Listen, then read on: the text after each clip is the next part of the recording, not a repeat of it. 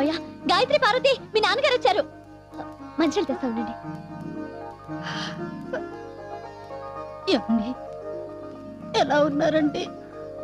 బతికే ఉన్నాను భాగ్యం. ఏంటే గోళ? నాన్న వచ్చారు తాత. తీసుకోండి మావయ్య. ఏరా, జైలు నుంచి ఇదేనా రావడం? అవును నాన్న. ఏ అప్పుడే వచ్చేసావే? ఇంకా 4 నెలలు రాపోయావా?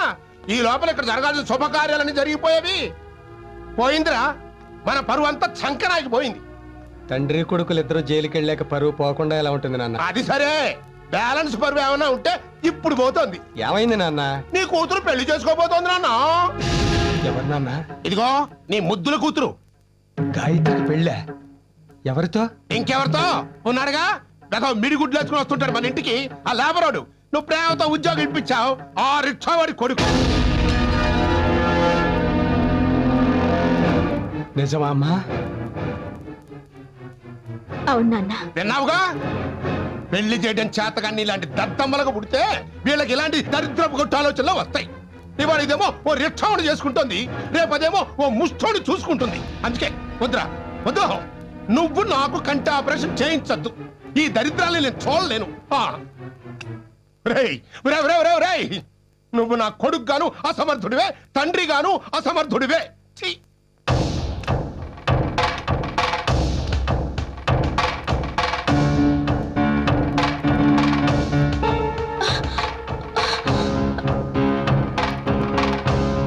నాన్న, ఎక్కడికి నాన్న?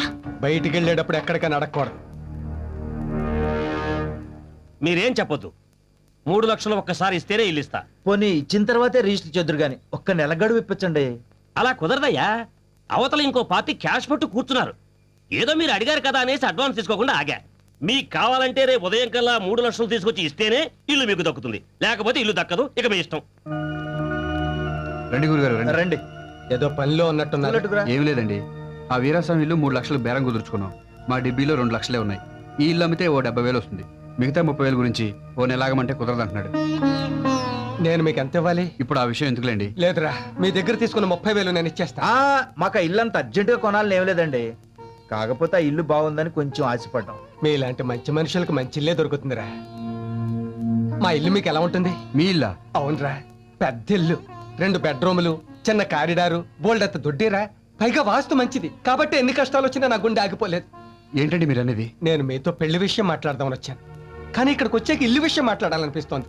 అరే, ఆ 3 లక్షలకే మీరు నా ఇల్లు కొనుక్కోండిరా. మీ దగ్గర ఉన్న 2 లక్షలు నాకు ఇచ్చేయండి. నేను మీకు ఇవ్వాల్సిన 30,000 పోను, మిగతా డబ్బుకి మీ ఇల్లు నేను కొనుక్కుంటాను. భలే ఊరే, మీరు అసలు మాకు ఏ అప్పు తీర్చొద్దు. రే, నువ్వు జాలిపడి దానం చేసిన మిగతా అప్పులు వాళ్ళు ఊరుకోర్రా. మీరేం చెప్పినా మేము ఒప్పుకోండి. మీరిల్లు అమ్ముకోవడం ఏంటి, మేము కొనుక్కోవడం ఏంటి? ఇల్లు అమ్మేసి నేనేం చెడిపోవట్లేదమ్మా, ఇంకో ఇల్లు కొనుక్కుని నేను బాగుపడుతున్నాను. ఊరుకోండి గురుగారు, ఇది ఇల్లేంటి? 4 ఇటుకలు 4 కర్రలతో వేస్తాను. నా స్థాయికి ఇదే కరెక్ట్ రా. ఈ ఇల్లు చాలా చిన్నదై గోరు. అందుకే కావాలంటున్నాను రా. ఇల్లు ఎంత చిన్నదైతే అంత చిన్నవవుతాయిరా. మా కోరికలు, ఖర్చులు ఇలాంటి ఇంట్లో ఉంటే చుట్టాలు రారు. కరెంటు ఖర్చు, ఇంటి పన్ను తక్కువైపోతుంది. నా ఇల్లు మీకు అమ్మి మీ ఇల్లు నేను కొనుక్కోవడంలో ఇంకో స్వార్థం కూడా ఉందిరా. నువ్వు నా ఇల్లు కొంటే నాకంటే నువ్వు ఉన్నోడివి, గొప్పోడివి అవుతావురా. అప్పుడు నా కూతురు నీకు ఇచ్చి పెళ్లి చేస్తే గొప్ప సంబంధం తెచ్చానని నన్ను అందరూ మెచ్చుకుంటారా. నా కూతుర్ని పెళ్లి చేసుకున్నాక కోడలు వచ్చిన వేళ కొత్త ఇల్లు కొన్నారని 10 మంది చెప్పుకుంటే నా 3వ కూతురు కూడా మంచి సంబంధం వస్తుందమ్మా.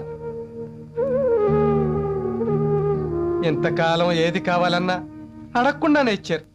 ఇప్పుడు అడుగుతున్నాను.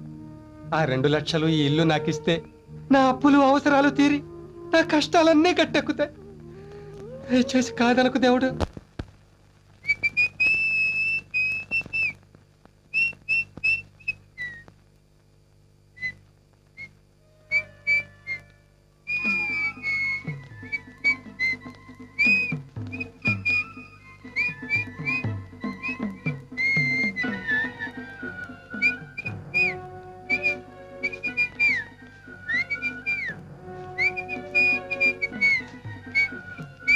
డాడీ, మావయ్య, నాన్న, అన్నయ్య.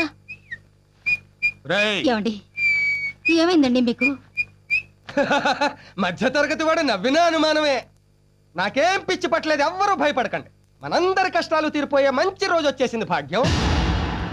అమ్మా, నీకు చాలా గొప్పింటి సంబంధం చూశానమ్మా, మనకంటే బాగా ఉన్నవాళ్ళు. నీ చదువుని మధ్య తరగతిలోనే ఆపించేశాను కదా నా బంగారు తల్లి. ఇప్పుడు చదివిస్తా. నువ్వెంతవరకు చదువుతానంటే అంతవరకు చదివిస్తా. భాగ్యం, ఈ రోజు నుంచి నువ్వు నిజంగా భాగ్యలక్ష్మివే. నీకు 2 పూట్ల భోజనం పెడతాను.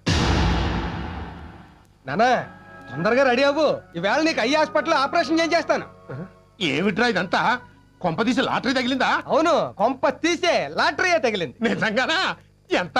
అన్ని వివరంగా తర్వాత చెప్తాను. ఏవే, నాన్న 4 జతల బట్టలు సర్దు. నా బతుక్కి 4 జతల బట్టలు. విప్పుకోవడానికి ఒకటి, కట్టుకోవడానికి ఒకటి, రెండేగా ఏడిసినాయి. అయితే కొత్తగా కొందాం. ఏయ్, ఇదంతా చూస్తుంటే నాకేదో భయంగా ఉందిరా. డోంట్ వర్రీ, ఓ గొప్ప వ్యక్తి సాయం వల్ల మన కష్టాలు మొత్తం గట్టెక్కుతున్నాయి. గొప్ప వ్యక్తి ఎవరు? దేవుడు.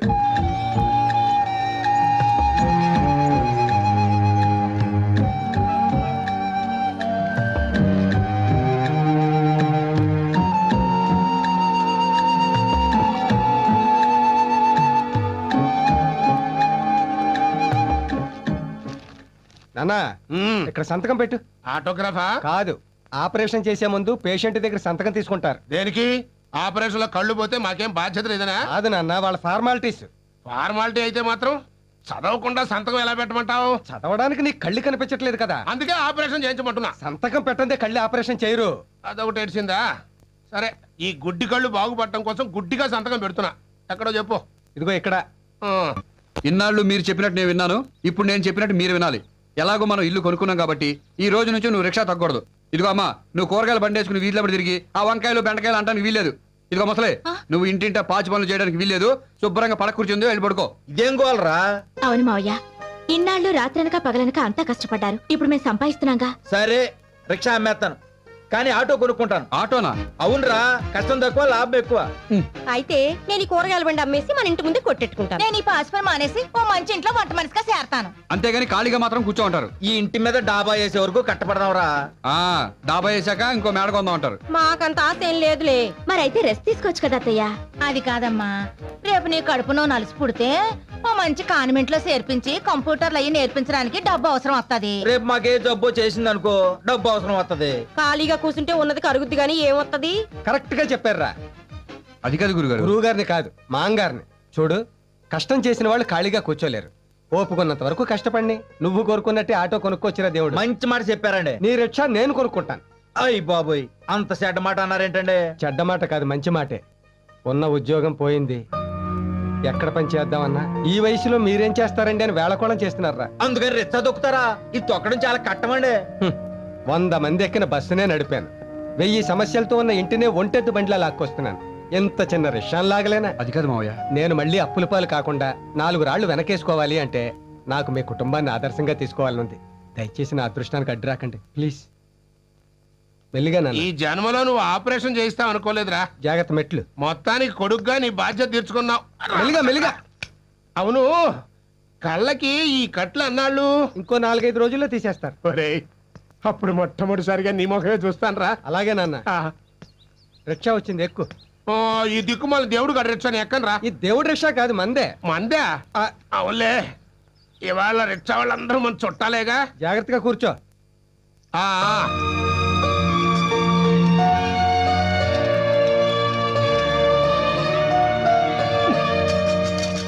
ఒరేయ్ దరిద్రుడా, నాకంటే కళ్ళు కనపడి సావు. నీకే వచ్చిందా మాయ రోగం? అట్లా ఊపుకుంటూ తొక్కుతున్నావు. వీడికి రిక్షా తొక్కడం కొత్తలే నాన్న.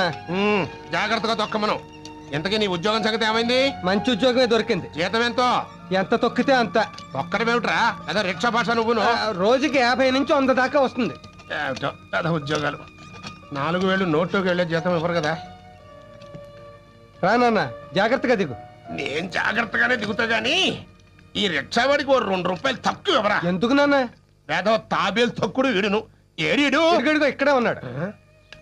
యారా, నీ బతుక్కి రిక్షా ఎందుకురా? తోపుడు బండి లాక్కుంటూ అడుక్కు తినక. ఏంట్రా, ఏదో గుడి గంటని పడుతుంది, ఎక్కడ తీసుకొచ్చావు? మన ఇంటికే. మన ఇంటి దగ్గర గుడి ఎక్కడుంది? నిన్నే కట్టారు, చిన్న గుడి. మన సైట్ లో కట్టి చావలేదు కదా. లేదులే, రా. ఆ, జాగ్రత్త నాన్న. నాకు తెలుసు, 70 ఏళ్ళ నుంచి ఈ కొంపల పడి చేస్తున్నాను. ఏది ఎక్కడుందో నాకు బాగా తెలుసు. ఇది గుమ్మం.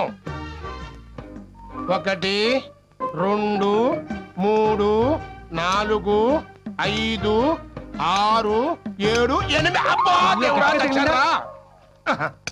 ఇదేమిటా 15 అడుగులు వేస్తే నా కుర్చీ రావాల్సింది 8 అడుగులకే ఈ గోడ వచ్చేసిందంటే. అదే ఈ మధ్య మున్సిపాలిటీ వాళ్ళు రోడ్డు వైడ్ చేయడంలో మన గోడ కొంచెం ముందుకు వచ్చింది.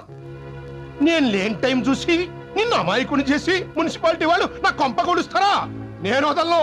తరతరాలుగా వస్తున్న ఈ ఇంట్లోంచి ఇటుక ముక్కగా తెలిసినా నేను భరించలేను. రేయ్, కట్లు ఇప్పగానే నీ మొహం చూద్దాం అనుకున్నాను. ఇప్పుడు ఆ మున్సిపాలిటీ వాళ్ళ అంతు చూస్తాను. కాఫీ తీసుకోండి మంచి మంచినీళ్ళు కూడా ముట్టను. టెన్షన్ పడకు తాతయ్య, నరాలు దెబ్బతింటే కళ్ళకు ప్రమాదం. రా ముందు కూర్చో. ఏంటో యాదవ లైఫ్ అని కంటి టెన్షన్ తగ్గింది కదా అనుకుంటే ఇంటి టెన్షన్ పట్టుకుంది.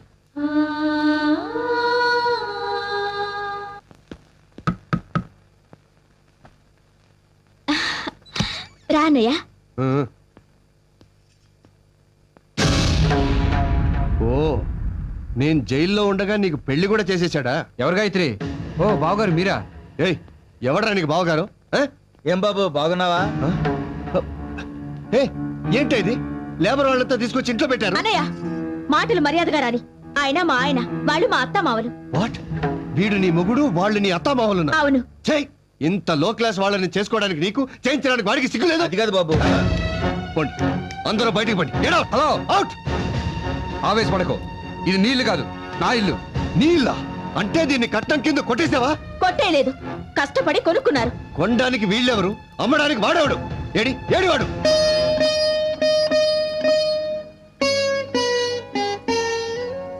ఎన్నాళ్ళైందండి మిమ్మల్ని ఇలా సంతోషంగా ఉండడం చూసి. అవును భాగ్యం, ఇన్నేళ్ల మన సంసార జీవితంలో ఇవ్వాళే రేపటి గురించి భయపడకుండా 2 ముద్దలు తినాలిపిస్తోంది. మీ నాన్నగారికి ఇల్లు అమ్మేస్తారని తెలిస్తే కంటి గురించి చెయ్యి తొక్కాడు, ఇంటి గురించి గొంతు తొక్కుతాడని భయపడుతున్నావా? 2 రోజులు తిడతాడు, అలవాటేగా, పడదాం. ముందు మన అప్పులన్నీ తీరిపోయాయి. ఇక నుంచి ఏ ఒక్కడో కూడా నా గుమ్మ ముందుకు వచ్చి నన్ను అమర్యాదగా పిలవలేడు. రాయ్ గోవిందరావు, రారా బయటికి. అది మన కిరణ్ గాడి గొంతు కదూ? అవును తాతయ్య, అన్నయ్యే. మరి కన్న తండ్రిని పట్టుకుని పేరు పెట్టి పిలుస్తాడేమిటి దరిద్రుడు? ఏయ్, నిన్నేరా, బయటికి రారా. ఏంట్రా ఇది? కన్న తండ్రిని పట్టుకుని ఏం మాటలు రావి? ఏయ్, కన్న తండ్రా వీడా? కన్నడమే గొప్పతనం అయితే వీధిలో పందులు కుక్కలు కూడా కంటున్నాయి. నీకేమైనా పిచ్చెక్కిందా? వీధిలో ఏంట్రా ఈ అరుపులు? ఇంట్లోకి రారా. ఇల్లా ఇదా? చెయ్, రేయ్, ఏంట్రా ఈ మాటలు? నలుగురు వింటే పరువు పోతుంది. పరువా? అదేమన్నా మిగిల్చాడా వీడు పోవడానికి? రేయ్, వాడు వీడు అంటే ఏంట్రా పిచ్చివాగుడు? ఓహో, నిన్ను గుడ్డి విధవని చేసి నన్ను జైల్లో ఉంచి ఇంత దరిద్ర పని చేశాడనమాట వీడు. ఏంట్రా ఇది? ఇంట్లోకి రారా. ఏయ్, ఈ లేబర్ విధవల కొంపలో దస్త అడుగు పెట్టను. లేబర్ కంప్లైంట్రా, ఇది మన మొత్తాతల నుంచి వస్తాను ఇల్లు. ఓరి నా గుడ్డి గ్రాండ్ ఫాదరు, నీ కొడుకు మన కొంపన రిక్షావాడికి అమ్మేసి ఆ రిక్షావాడి కొంపని వీడు కొన్నాడు. మన కొంప అమ్మేశాడా? ఎంత పని చేశాడురా? ఎంత పని చేశాడురా?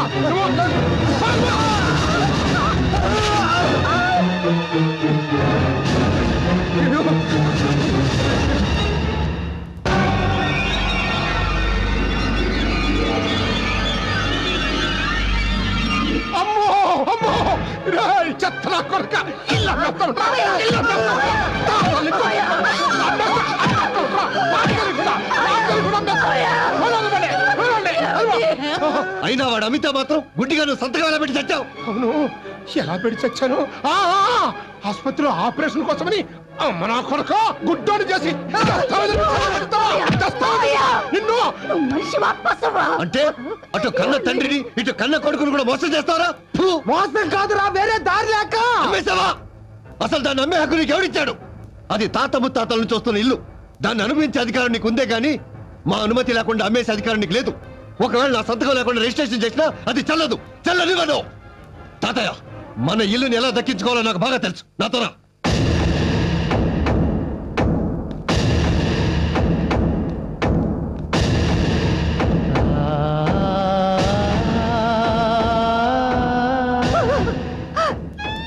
ఏమిటండి ఇది? ఆయన వాళ్ళకంటే అప్పులాళ్ళే నయం కదండి. అప్పులాళ్ళే నయం కదండి. Order order order order. ఇంతవరకు భారతదేశ చరిత్రలోనే రాని విచిత్రమైన మిడిల్ క్లాస్ కేసు సార్ ఇది. కన్న తండ్రే మోసం చేశాడని ఓ కన్న కొడుకు పెట్టిన కేసు ఇది. కన్న కొడుకే మోసం చేశాడని ఓ కన్న తండ్రి పెట్టిన కేసు ఇది. ఇందులో విశేషం ఏంటంటే ఆ కన్న తండ్రి ఆ కన్న కొడుకు ఒకడే అవడం. చట్టరీత్యా తాతల కాలం నుంచి వస్తున్న ఆ ఇంటిని అటు తండ్రి అనుమతి లేకుండా ఇటు కొడుకు అనుమతి లేకుండా అమ్మడం తప్పు. ఒప్పుకుంటాను సార్, కానీ ఈ ఒక్క తప్పే నేను న్యాయంగా చేశాను. తప్పని న్యాయంగా చేశానంటారేంటి? అవును సార్, ఎందుకంటే అసలు తప్పులు అంతకంటే పెద్ద తప్పులు మరెన్నో చేశాను కాబట్టి. నేను మధ్యతరగతి మనిషిగా పుట్టడం మొదటి తప్పు.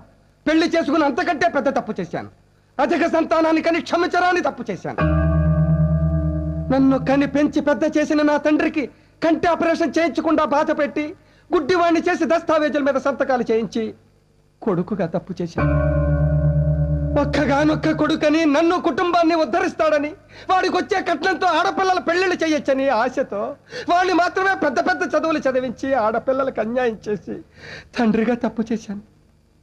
తక్కువ కట్నం అడిగాడు కదా అని కక్కుర్తిపడి వాడు ఎటువంటి వాడో తెలుసుకోకుండా పెద్ద కూతురునో దౌర్భాగ్యుడికి ఇచ్చి పెళ్లి చేసి చివరికి దాని పసుపు కుంకాలు కూడా తుడిపేసి మరింత తప్పు చేశాను. రెండో కూతురు తన కాళ్ళ మీద తనే నిలబడి 4 డబ్బులు సంపాదించుకుంటుంటే సిగ్గు లేకుండా డబ్బులు వాడుకున్నాను. చివరికి నేను పెళ్లి చేయలేనేమోనని తన మొగుడిని తనే వెతుక్కుని వెళ్ళిపోతే భారం తగ్గిందని బాధ్యత లేని తండ్రిగా తప్పుకున్నాను. ఫస్ట్ మార్కులతో స్కూల్ ఫస్ట్ తెచ్చుకున్న నా 3వ కూతుర్ని చదువు ఎక్కువైతే అంతకంటే ఎక్కువ చదువుకున్న మొగుడిని తేవాల్సి వస్తుందని చదువుకుంటాను నాన్న అని ఆశగా నోరు తెరిచి అడిగితే వద్దమ్మా అని నిర్దాక్షిణ్యంగా నోరు నొక్కేసి మరింత తప్పు చేశాను. కొడుకుగా తండ్రిగానే కాదు, చివరికి అన్నగా కూడా చెల్లెల్ని పట్టించుకోలేదు. తను తప్పు చేస్తే అడ్డుకోక మౌనంగా ఉండి తప్పు చేశాను. ఎన్ని భయంకరమైన తప్పులు చేశాను సార్. నేనే కాదు, మధ్యతరగతి కుటుంబంలో పుట్టిన ప్రతివాడు ఈ తప్పులే చేస్తున్నాడు. ఎందుకంటే బుర్ర నిండా ఆశలు, ఇంటి నిండా కష్టాలు, పెరిగిన ధరలు, తరగని బాధలు, పాలవాడికి, నీళ్లవాడికి, రెంటుకి, కరెంటుకి, రేషన్కి, మందులకి, కూరలకి, కూతుళ్ళకి, అల్లుళ్ళకి, కొడుకులకి, చదువులకి, పండగలకి, పబ్బాలకి, శుభాలకి, అశుభాలకి, అన్నిటికీ ఖర్చు ఖర్చు ఖర్చు. తెల్లవారితే సమస్య, నోరు విప్పితే డబ్బు, అడుగు వేస్తే అప్పు. అన్నిటికీ సాకు 1వ తారీఖు. అది సర్వరోగ నివారిణి. 1వ తారీఖు అని 30 రోజులు ఎదురు చూస్తాను సార్. చివరికి అది ఇలా వచ్చి అలా వెళ్ళిపోతుంది. వరద బాధితులను ఆదుకోవడానికి హెలికాప్టర్ వచ్చి వెళ్ళిపోయినట్టు. 1వ తరగతి వాడికి 2వ తరగతి, 2వ తరగతి వాడికి 3వ తరగతి, ఇలా అన్ని తరగతుల వాళ్ళకి ఎదుగుదల ఉంటుంది. ఒక్క మధ్య తరగతి వాడికి మాత్రం ఎదుగుదల ఉండదు సార్. ఒక్కడు రెక్కలు ముక్కలు చేసుకుని సంపాదిస్తుంటే 10 మంది అడ్డగాడిలా కూర్చుని తినే దౌర్భాగ్య సాంప్రదాయం మారినంత వరకు మా మధ్య తరగతి కుటుంబాల కథ ఇంతే సార్. నా కష్టాలు ఏ దేవుడు తీర్చాడు కాబట్టి, నా తండ్రి కొడుకుల సమస్యలు నావిగా భావించాను కాబట్టి ఆ ఇల్లు కూడా నాది అనుకునే గత్యంతరం లేక అమ్మేశాను సార్. ఆ వచ్చిన డబ్బులో 1 రూపాయి కూడా నేను వాడుకోలేదు. 5,000 పెట్టి రిక్షా మాత్రం కొన్నాను సార్. అది ఎందుకో తెలుసా? ఇప్పుడు కొన్నా గుడిసైనా అమ్ముకోకుండా ఉండాలనే ఆశతో. అదే తప్పైతే ఈ అల్పజీవిని, ఈ అసమర్థుని తప్పకుండా శిక్షించండి సార్. మీరెంత పెద్ద శిక్ష వేసినా 50 ఏళ్ల మధ్య తరగతి మనిషిగా నేను అనుభవించిన శిక్ష కంటే అది చిన్నదే అవుతుంది. కాబట్టి ఆనందంగా అనుభవిస్తాను. కాకపోతే ఒక్క కోరిక సార్, నాతో పాటు ఆ శిక్ష నా భార్యకు కూడా వెయ్యండి.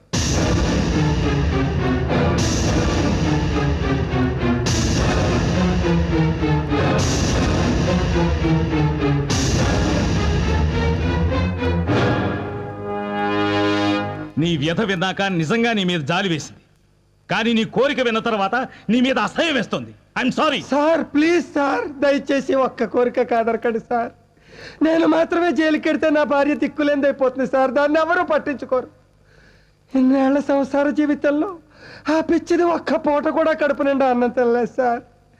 జైల్లో అయితే ఉండడానికి చోటిచ్చి 2 పూటలైతే అన్నం పెడతారు సార్. దాని మెళ్ళలో నేను 3 ముళ్ళు వేసినప్పుడు కష్ట సుఖాల్లో జీవితాంతం తోడుగా ఉంటానని అగ్ని సాక్షిగా ప్రమాణం చేశాను. కానీ ఇన్నాళ్ళు నా కష్టాలన్నిటికీ అది తోడుగా ఉంది సార్. ఇప్పుడు ఇన్నాళ్ళకి ఈ వయసులో నాకు సుఖపడే అదృష్టం పట్టింది. ఈ కాస్త అదృష్టాన్ని దాంతో కలిసి పంచుకునేవాడి సార్. ప్లీజ్ సార్, ప్లీజ్ మమ్మల్ని శిక్షించండి సార్, మమ్మల్ని శిక్షించండి సార్. తప్పకుండా శిక్షిస్తాను. నిన్నే కాదు, నీ మధ్యతరగతి కుటుంబం మొత్తాన్ని శిక్షిస్తాను. మిస్టర్ జీకే, ఇన్నాళ్ళు నువ్వు కార్లలో తిరగాలని, ఫ్లైట్లలో ఎగరాలని, ఫారిన్లో బతకాలని బాధ్యతల్ని మర్చిపోయి ఆ కుటుంబానికి భారం అయ్యావు. అందుకే నీకు ఉద్యోగం వచ్చే వరకు మీ నాన్నగారు కొన్న రిక్షా నువ్వు తొక్కాలి. ఒక్క పూట తొక్కకపోయినా నీకు యావజ్జీవ కారాగార శిక్ష పడుతుంది. చూడండి ఆంజనేయులు గారు, ఇంట్లో కూర్చుని తింటే వచ్చేది పెద్దరికం కాదు, పేదరికం. కష్టాల్లో కూరుకుపోయిన కొడుకును ఊరడించాల్సింది పోయి నాకంటే ఆపరేషన్ ఎన్నాళ్ళు పీక్కు తిన్నారు. ఇప్పుడు మీకు కళ్ళు వచ్చాయి. ఇక సొల్లు కబుర్లు సాధించడాలు మాని మీ ఒంట్లో ఓపికొన్నంత వరకు బుట్టలలో చుట్టలు చుట్టో ఆ కుటుంబానికి సాయం చేయండి. కాదంటే జైలు శిక్ష పడుతుంది. ఏమ్మా శ్రీకన్య, అవతల వాళ్ళ కష్టం మీద బతుకుతూ నీ ఒంటి సుఖం చూసుకున్నావు గాని కనీసం కన్నకొడుకు కోసమైనా కష్టపడాలనిపించలేదా నీకు? అందుకే ఈ రోజు నుంచి ఆ అన్నగారి మీద ఆధారపడకుండా నీ తిండికి నీ బిడ్డను చదివించడానికి కూరగాయలమ్ము. అమ్మా పార్వతి, నీకు కూడా శిక్ష వేస్తున్నాను. నీలాంటి ర్యాంక్ స్టూడెంట్స్ ఈ దేశానికి చాలా అవసరం. కాబట్టి నువ్వు కాలేజీకి వెళ్ళి బాగా చదువుకో. నీ చదువు కావలసిన డబ్బు వీళ్ళంతా ఖర్చు పెడతారు. మీ భార్యాభర్తలిద్దరికీ కలిపి శిక్ష వేస్తున్నాను. ఇన్నాళ్ళు ఒంటెద్దు బండి లాంటి సంసారాన్ని లాగి అలసిపోయారు. ఇక మీ కుటుంబం గురించి బాధపడకుండా మీకొచ్చే పెన్షన్ డబ్బుతో హాయిగా రెస్ట్ తీసుకోండి.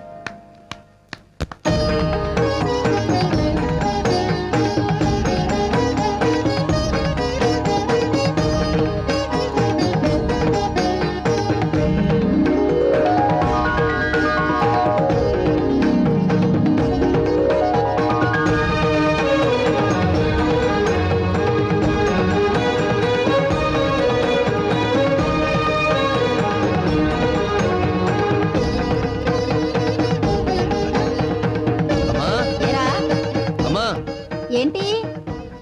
ఈ నెలంతా నేను కష్టపడి రిక్షా తొక్కి సంపాదించిన డబ్బు 3000. వారి నా గ్రాండ్ సన్ను, ముసలోనైనా నీకంటే నేనే బెటర్ రా. ఈ నెలంతా బుట్టలని సంపాదించింది 3200. పోరి నా ఓల్డ్ ఫాదరు, ఆడదాన్నైనా కూరగాయలమ్మి 3600 సంపాదించాను. అబ్బో, మీ అందరికంటే నా సంపాదన ఎక్కువ, 4000. అయితే ఈ 4000 మీ దగ్గరే ఉంచండి నాన్న, ఖర్చులకు పనికొస్తాయి. మరి మిగతాదో? మిగతా 100 ఈ డిబ్బిలో వేయండి. Very good. అమ్మో, 1వ తారీఖు వచ్చేసరికి ఎంత డబ్బు! ఈ కుటుంబ సభ్యులకి నేను వేసిన శిక్షలు ప్రతి మధ్యతరగతి కుటుంబంలో ఎవరికి వాళ్ళు వేసుకోగలిగితే భవిష్యత్తులో మధ్యతరగతి అనేదే ఉండదు. We hope that day will come soon.